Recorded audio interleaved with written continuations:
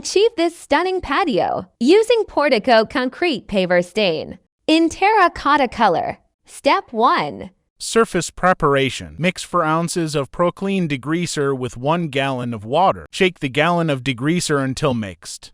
Pour into pressure washer soap tank. Pressure wash pavers with Proclean degreaser. Use a scrub brush to remove stubborn dirt. Mop up or use wet dry vac to pick up residue. Rinse surface with water until there's no more residue. Allow concrete to dry completely. Step 2. Preparation. Assemble the sprayer and remove all filters.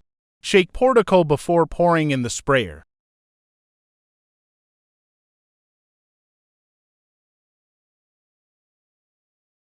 Step 3. Application. Spray to coats in circular motions with overlaps. Shake the sprayer from side to side often. Allow to dry for 8+ hours. Before.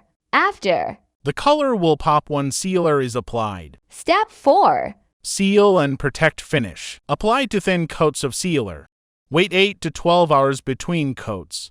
Stained. Sealed. Wow, look at that color. Enjoy your newly stained patio.